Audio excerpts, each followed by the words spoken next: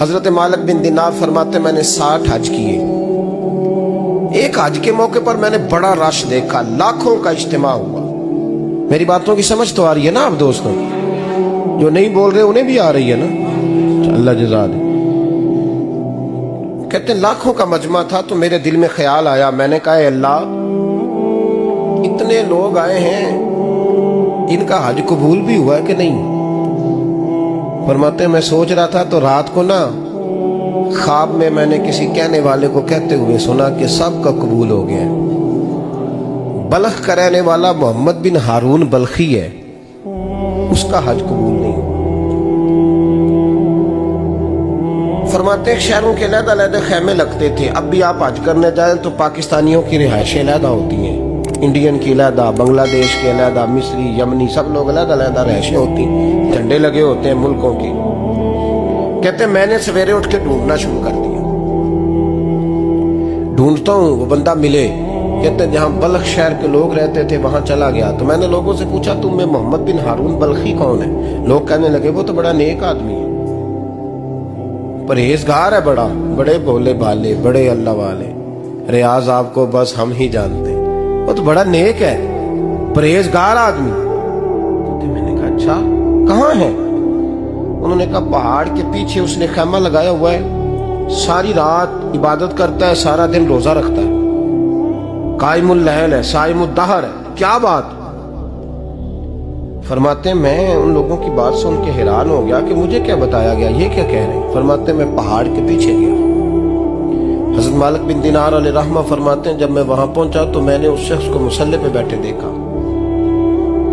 کثرت عبادت کے آثار اس کے وجود پر نظر آ رہے. سیدھا بازو اس کا کٹا ہوا تھا.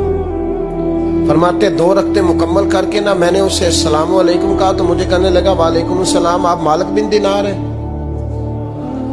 میں نے کہا بڑی اس کی فراست ہے. فرماتے پھر اس نے ٹھنڈی سانس لی, کہنے لگا آپ کو خواب آئی ہوگی کہ میرا حج قبول نہیں ہوا. فرماتے مجھ پر اور بجلی گری کہ کیا کہہ رہا. فرماتے میں نے کہا یار لوگ بھی تیری تعریف کر رہے ہیں اور تیری بصیرت بھی بڑی ہے, تو یہ ماجرا کیا ہے؟ کہنے لگا آپ نہ پوچھیں. یہ کہہ کے اس نے رونا شروع کیا, دیر تک روتا رہا. میں نے کہا نہیں یار تو بتا. کہنے لگا نہیں آپ نہ پوچھیں, آپ ناراض ہوں گے. میں نے کہا میں نہیں ہوتا, تو بولنا. کہنے لگا حضور 24 سال ہو گئے مجھے حج کرتے ہوئے, 24 سال, 24واں حج ہے میرا, اور ہر سال کوئی اللہ کا ولی آ کے بتاتا ہے کہ جا چلا جا تیرا کوئی نہیں قبول ہوا. بے پروائی ویک سجن دی جتھے کسے دی پیش نہ جاوے, انہیں تاجہ والے در در رولے تے منگتیاں تخت بٹھاوے. آزم کسے نو کارا ملدا ہی کوئی کعبے و خالی آوے. کہتے ہیں اس نے مجھے کہا حضور 24واں حج ہے, ہر سال کوئی بتاتا ہے. میں نے کہا تیری غلطی. کہنے لگا میں اپنی ماں کا نافرمان. میں نے کہا واقعہ کیا ہوا؟ کہنے لگا حضرت اللہ نے مجھے دولت دی, مال دیا, زمینیں دی, تو میں عیاش ہو گیا. امام مالک بن دینار رحمت اللہ علیہ فرماتے ہیں مجھ سے کہنے لگا پیسے آئے تو میں عیاش ہو گیا.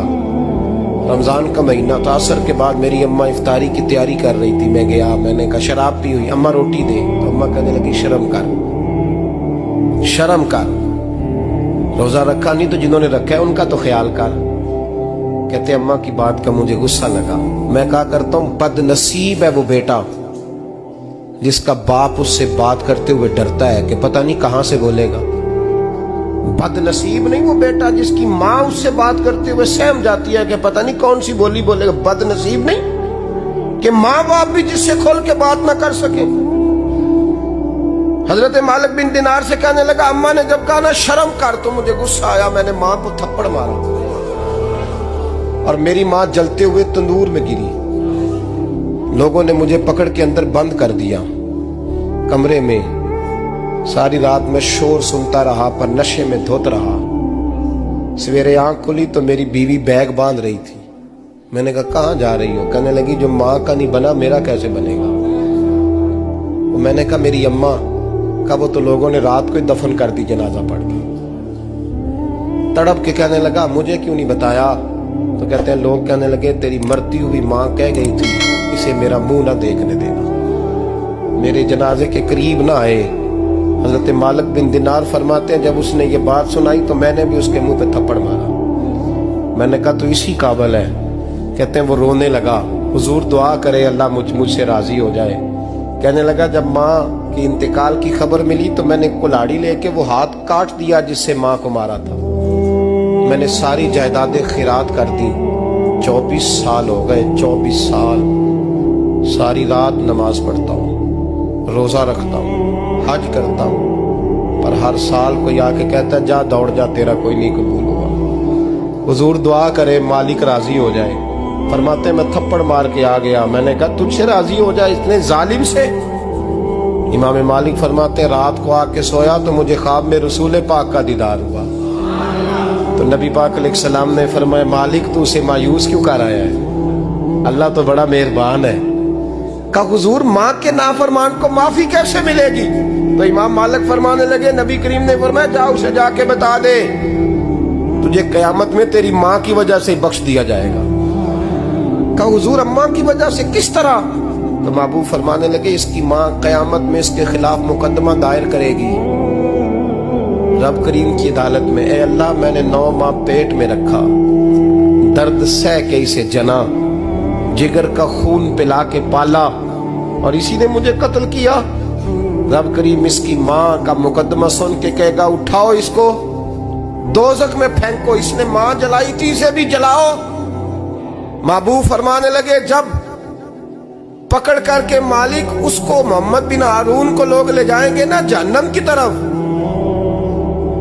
ابھی فرشتے گھسیٹیں گے ہی تو پلٹ کے پھر اماں کی طرف دیکھے گا, اور دوسری دفعہ پھر گھسیٹیں گے تو پلٹ کے دیکھے گا, اور تیسری دفعہ پھر پلٹ کے کہے گا اماں یہ مجھے جلانے لگے, اماں یہ جہنم میں پھینکنے لگے. میرے حبیب فرمانے لگے وہ جل کے مرنے والی ماں وہاں بھی بول پڑے گی, کہے گی یا اللہ چل میں نے معاف کیا تو بھی معاف کر.